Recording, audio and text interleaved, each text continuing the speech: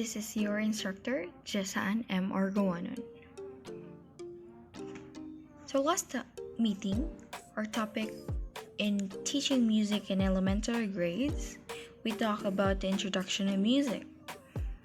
Under the introduction to music, we have the definition and nature of music, music as an art, function of music, historical development of music, significance and objective of music, and the teacher and music education. So now, we come to the lesson 2, the rudiments of music.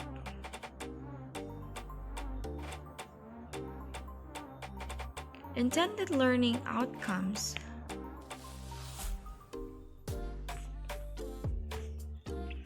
It is to examine how the use of musical notations and symbols creates from in a musical work. Perform proper conducting patterns in musical chorus. Label and read pitch names and letter names sofa syllable. Our topic, rudiments of music. It is like a family, is like a music. Some high notes and some low notes, but always a beautiful song. So our first topic about rudiments of music, it is about the staff.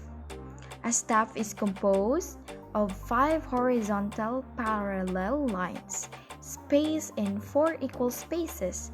It is where tones can be represented by notes.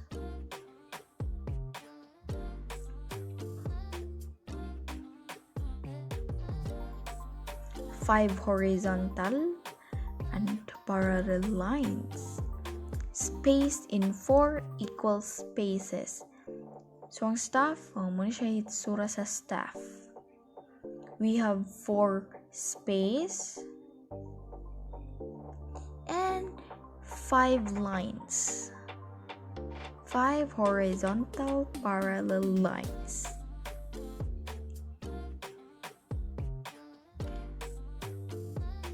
So the sofa syllables are do, re, mi, fa, sol, la, ti, do.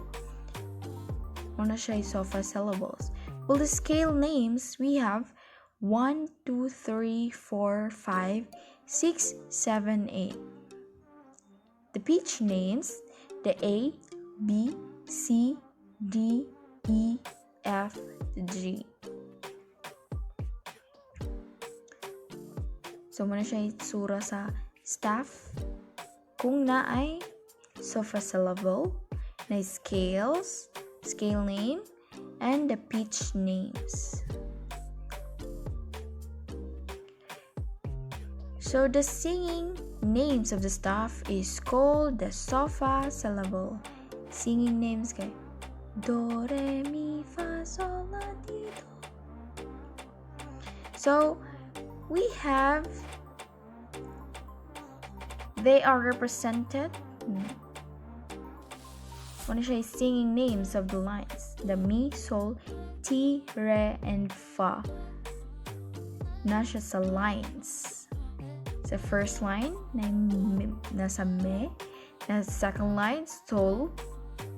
Third line, ti. Fourth line, re. And the last line, fa. Mi, sol, ti, re, fa. While seeing names on the spaces, the fa, la, do, me, they are represented in the staff as follows. So, the first line we have fa. The second line, la. The third, do. Fourth, me. Fa, la, do, me. The pitch names, the permanent pitch for notes on the lines or on the spaces is called the pitch names. So take note that the singing names or the sofa syllables on the lines and on the spaces are not permanent. They are movable. for example.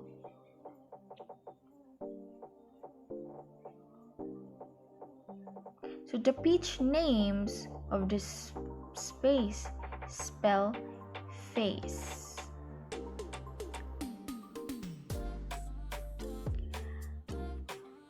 Ang first space kay F, second A, third C, and fourth is E. Spelling face. Now we have, if this sa first line kay na E, then second line na G, third B, fourth D, and fifth is F. So the initial letter of the lines can be remembered by memorizing this sentence. Every good boy does fine. Every good boy does fine.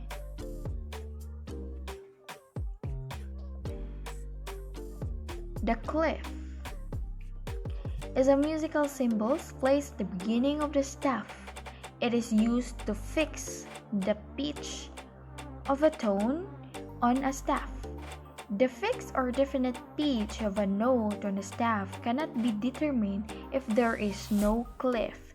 So a cliff is very necessary to be placed at the beginning of the staff. So muna siya nga isuwat muna siya mga cliff. So this is the G cliff. The other name for a G cliff is treble cliff. So kung magsuwat ka og kanang na staff, magsuwat yung kadaanan ng G clef. Then we have, this is F clef. The other name for F clef is the bass clef. So a staff with a G or a treble clef placed at the beginning of the staff is called a G or treble staff. So kung wala siya ikuan, kung ingani or siya, F clef para ni siya. Pero a staff with an F or bass clef at the beginning of the staff is known as F or bass staff. Muna ni siya purma, the great staff. So the difference between a G staff and the F staff is the clef found at the beginning of the staff. So ang staff kay kaning linya, ano siya staff? Kani kay F clef. While kani kay G clef.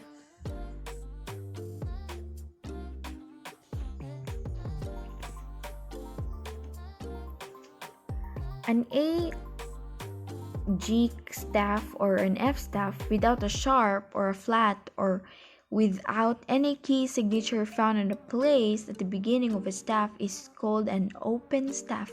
So kani open staff pani kay wa pa tay gibutang key signature or wala pa tay gibutang sharp or flat. So the scale. A scale is a succession of tones arranged in a regular order, either ascending or descending. The notes are presented in the scale. So, muna siya ang notes na nasa scale. C scale, muna regular order, arranged in a regular order. Ascending. Muna siya ascending. C, D, E, F, G, A, B, C, or Do, Re, Mi, Fa, Sol, La, Ti, Do. Do, Re, Mi, Fa, Sol, La, Ti, Do.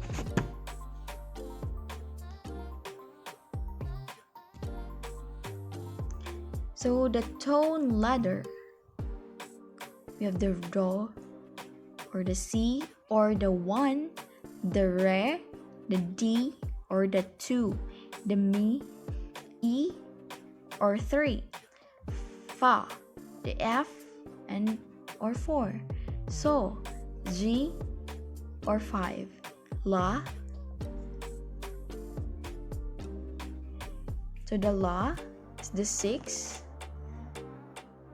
or the A.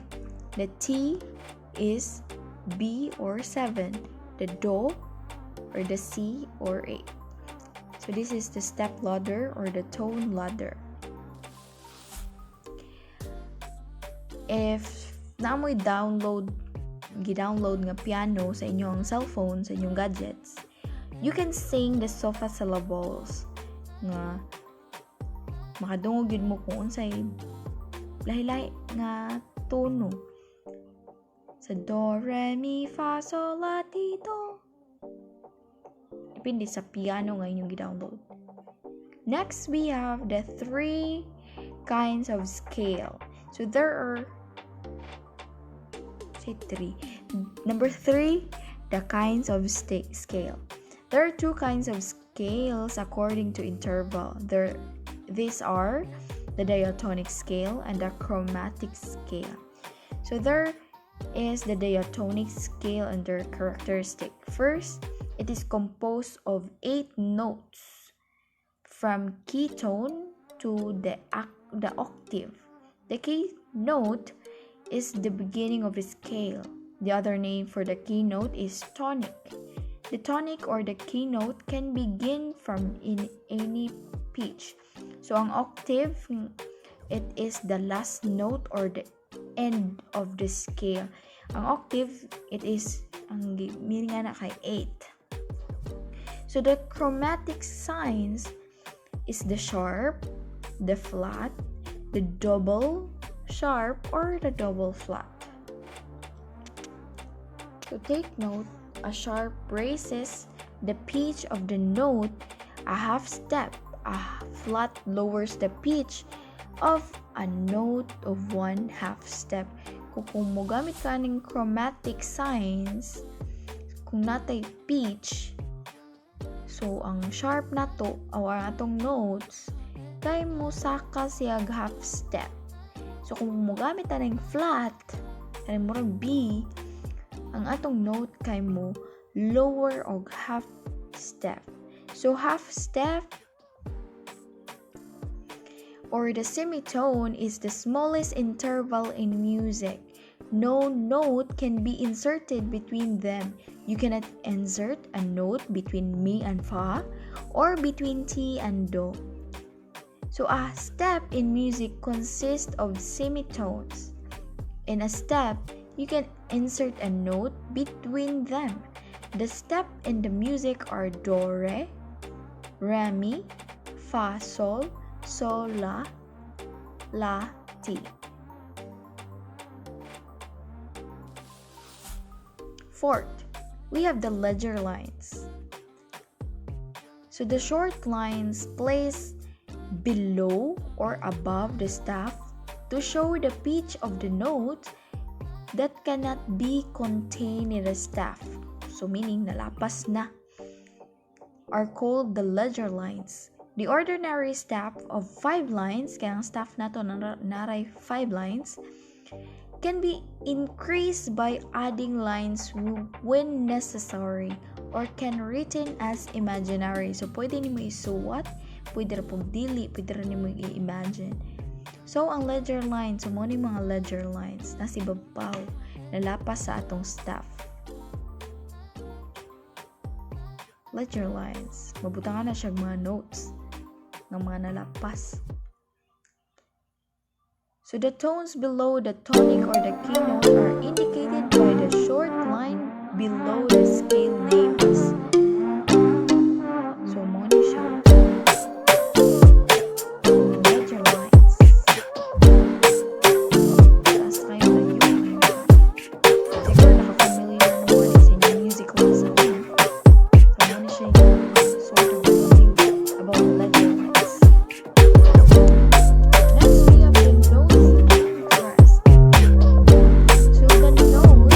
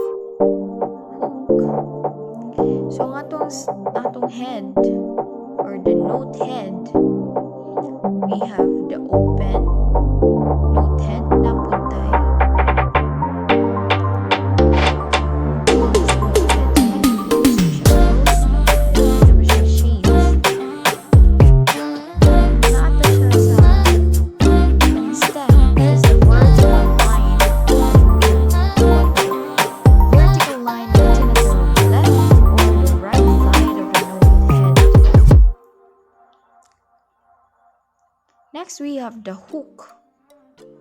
The short line written at the end of the stem, kaning gitawag na tong flag.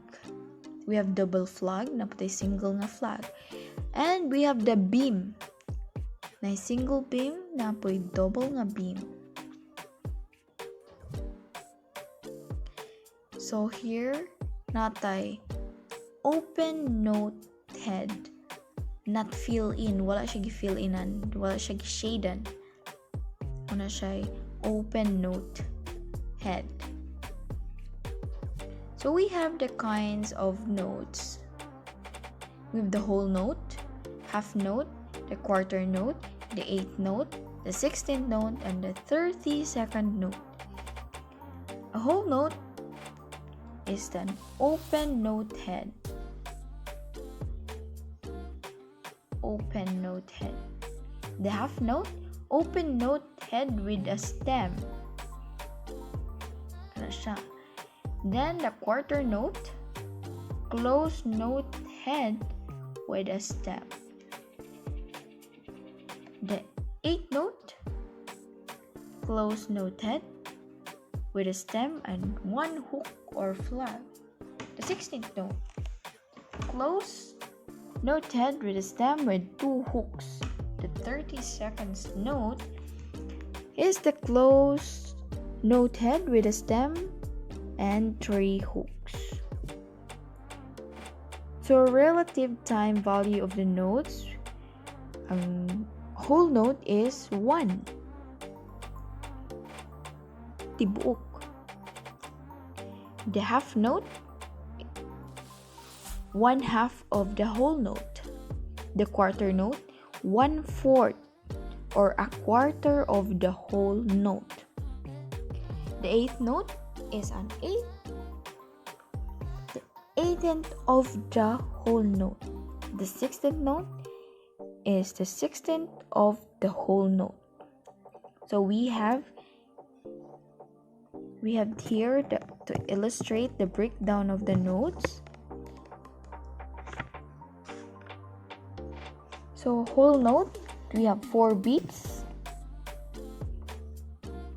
Our next is the half note, 2 beats. The quarter note, 1 beat.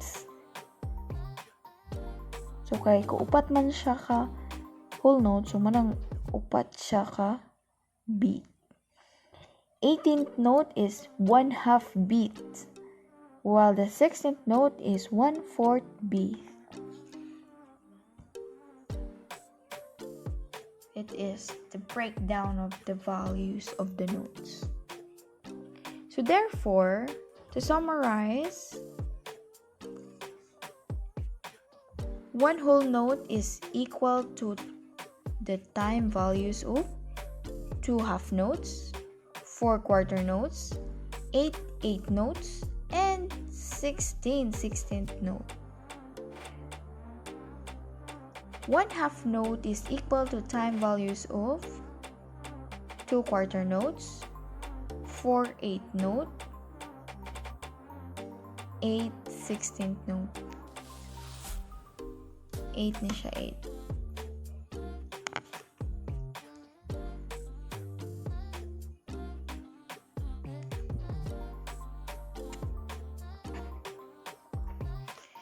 The 1/2 note is equal to the time value.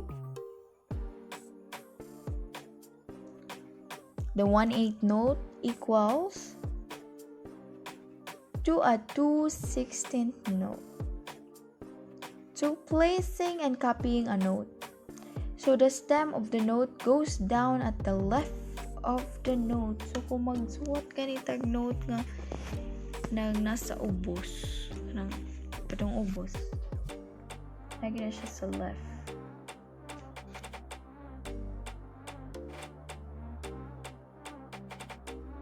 Ang echo.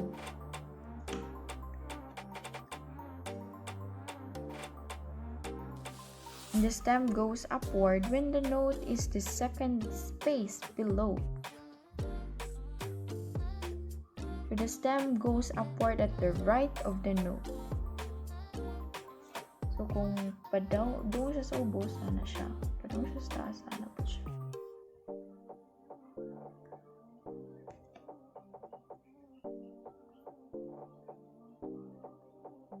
The stem goes downward when the note is on the third space or above. So, kung nalapas na siya sa third space, pwede na mo siya magamit og downward. The stem goes upward when the note is on the second space or below.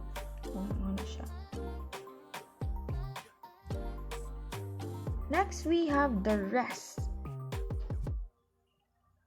The rest is a musical character used on a staff to indicate silence in music.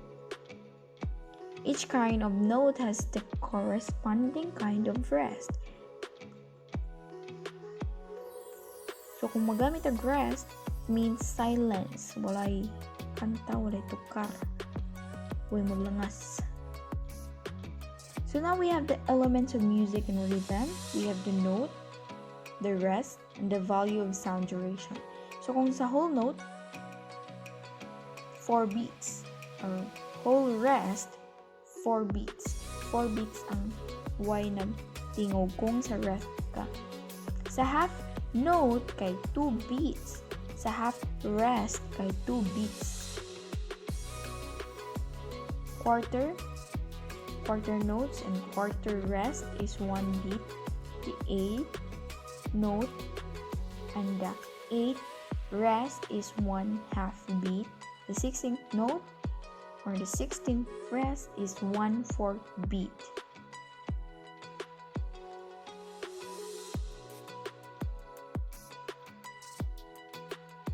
A rest has no pitch and therefore has no permanent location.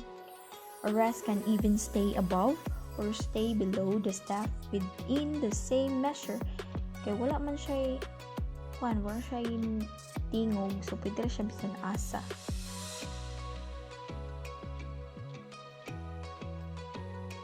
So, the measure signature. A measure signature is as the space between two bars. A bar is a vertical line on the staff. A measure is composed of 2 or more consecutive beats, marked by 1 or more accents. Beat is an equal division of measure. Thus, a measure can be divided into 2, 3, 4, 6 beats. So, pwede na 2 beats or 2-4, 3 or 3-4, 4 or 4-4, 6 or 6-9 or 6-8. Beat is not the movement of the hand or the foot or the head. So the number of beats to a measure and also the number of beats a kind of note will receive are determine the measure signature. The more popular term for measure signature is time signature. So time signature or measure signature, for example, kaning 4-4. So we have the time signature or the measure signature. Then the one measure gikan sa ni siya kanitanan. Measure na siya. Then the bar. Equal division. Kani kay 4 ma-receive niya nga beat sa usa ka measure.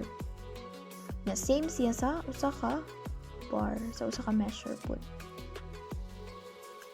So, measure signature is numerical sign found at the beginning of the music piece.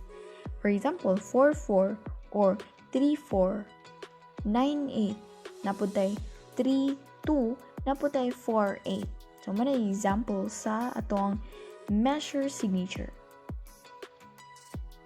So, the function of measure signature. The measure signature indicates the number of beats in a measure. The fraction above the line or the numerator indicates the number of equal beats in a measure. So, kung unsay number sa fraction like 2-4 o mora na beats in a measure. Mora na number of beats sa usa ka measure. For example, in 3-4 or 3-8 or 3-2, each one indicates that a measure will receive 3 beats. So na siya tulo ka beat sa usa ka measure. Naputay 4-4 or 4-2. So ang 4 kaning numerator mo siya 4 beats in a measure or naputay 2-4 or 2-8. Muna siya ang 2 equal beats in a measure. So we have here the fraction, o mura siya fraction. For example, 4-4. Here is the numerator and the denominator. So, ang kani siyang numerator, it is the beats per measure. So, sa ka-measure, 4 beats ang masulod. Kani, what note gets the count? Unsa ang naka-receive of 1. So, for example, the number of beats in a measure in this case is 4. So, 4 man siya is 4. And sa ubos, sa denominator, what type of note? So, quarter note. So, ang quarter note mo yung maka-receive og 1 beat.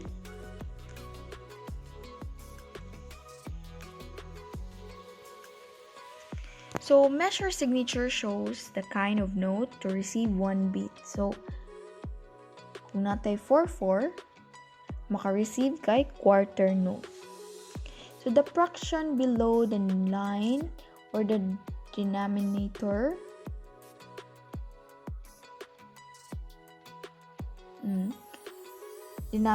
indicates the kind of note to receive 1 beat.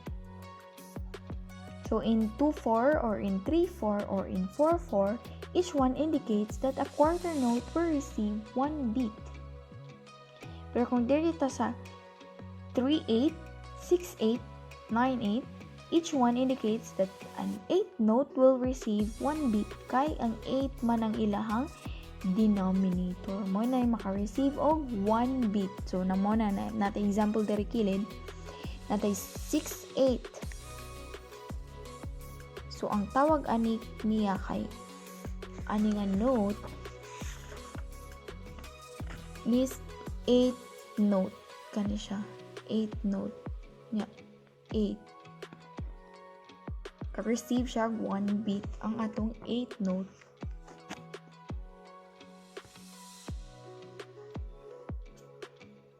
So, in 2-2 or 4-2, each one indicates the half note will receive 1 beat. 1 beat ang atong half note.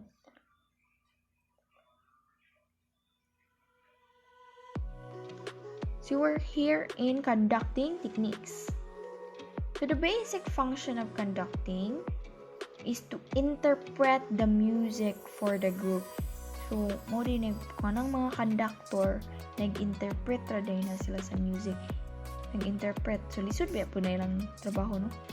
The conductor relays the message of the composer to instill life and vitality of to the music. Silang hatag kinabuhi sa music. Kung wala'y conductor, wala. The end result of which is truly thrilling and genuinely aesthetic experience for the participants and listening public. So, the conductor indicates the beat with the movement of the right arm. Ang right arm na magdagan sila side stick. So here are the following basic arm movements. For example, we have the doppel na conduct,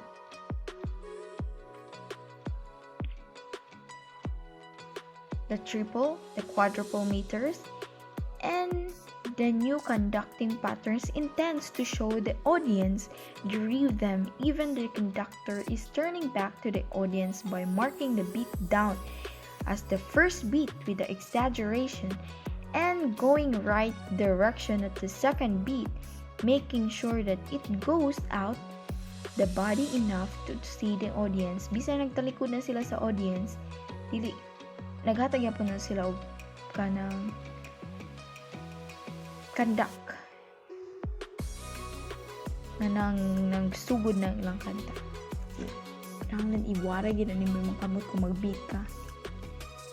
So next we have the fundamental conducting patterns. So we have first the double meter, maybe 2-4 or 2-2 or 2-8. So this is 2-beat pattern having only 2 strokes. First, ang slide down the arm to the right, counted as 1. So i-slide mo yung kamot right, 1 na nang counting na, then pull back going up, counted as the second beat, forming like a crescent shape or siya moon.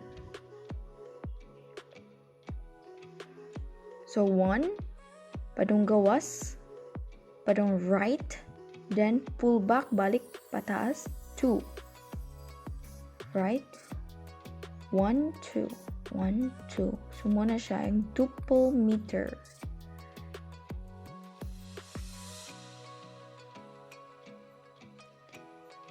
Next, the triple meter, maybe 3-4, 3-8 or 3-2.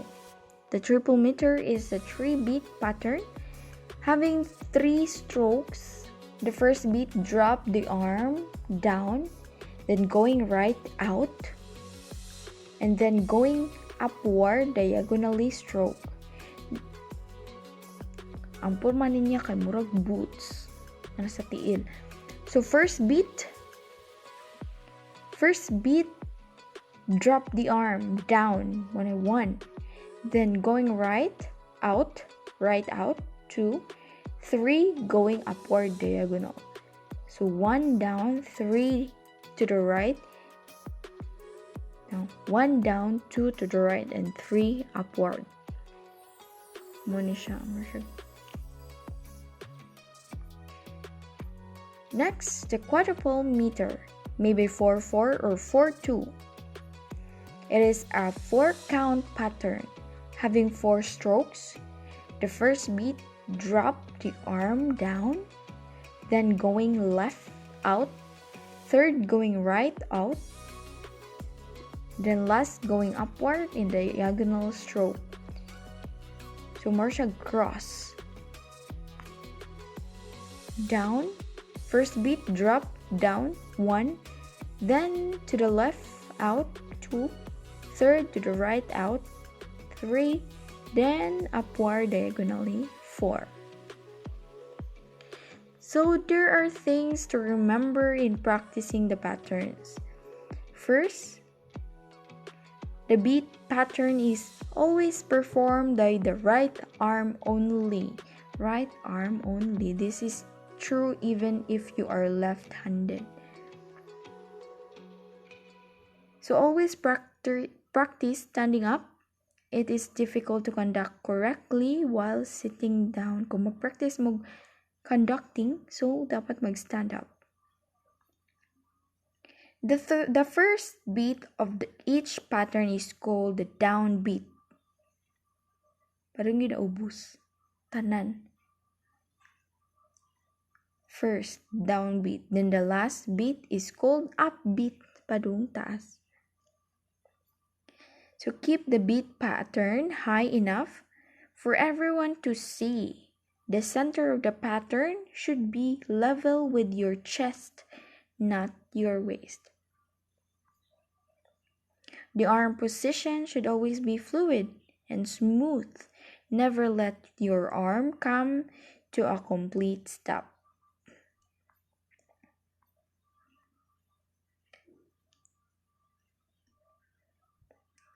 When beginning a pattern, always prepare for the first beat of exercise by giving the beat that comes directly before it. Assume, for instance, that you are going to conduct an exercise that uses a 3-beat pattern starting on the downbeat. So, kung mag-practice mo ka ng conducting, starting yun at downbeat. To begin, you would give the previous upbeat a preparation. This is called the preparatory beat.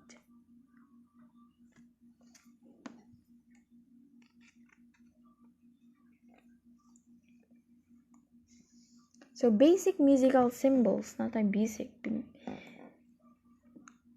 We have the breath mark is comma placed above the staff indicates that place for taking a breath.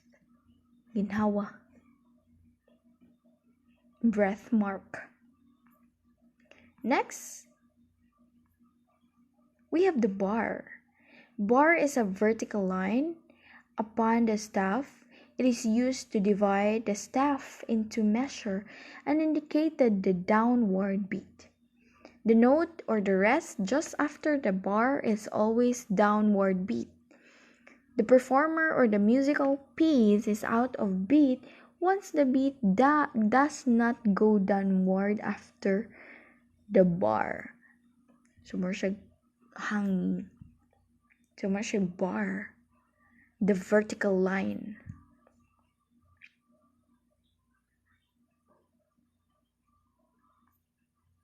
Next, we have the double bar. Consists of 2 vertical lines. So, kung ang bar ganina usa, kani kay 2 vertical lines. Double bar. It shows the end of piece of music. It shows that end of a part. Kumahuman.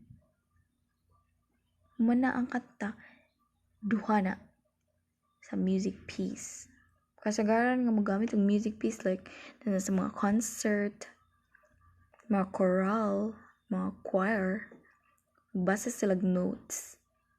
Kinalasan sa music piece, we have the double bar, humana ang kanta.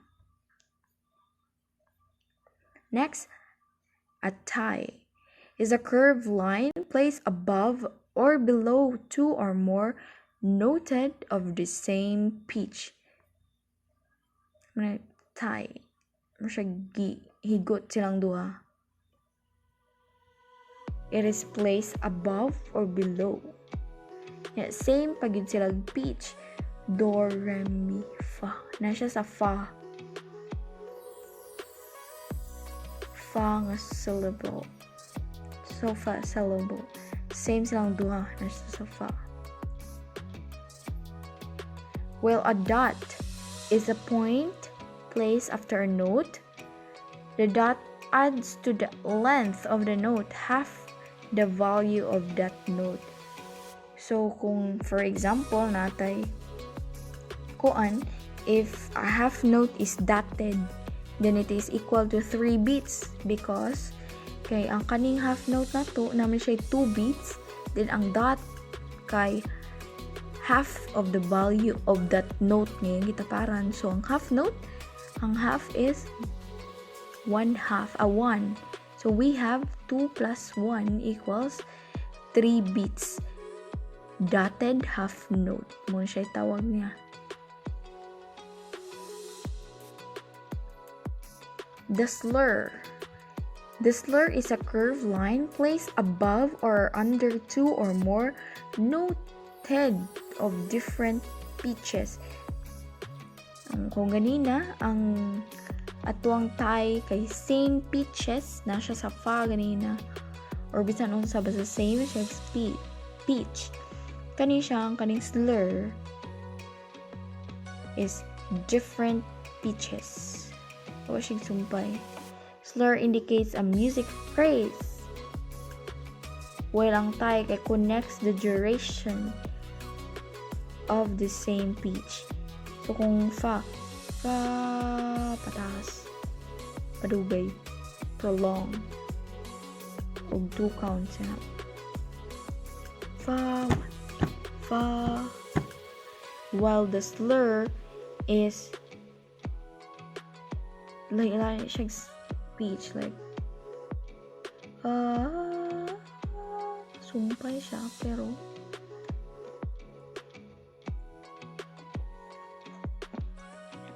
laylay siya.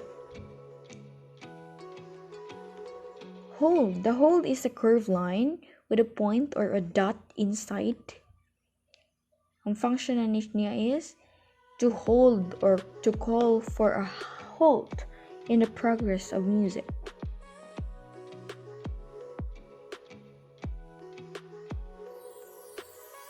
Next, the repeat mark is a musical sign placed at the beginning or end of the part to be played twice.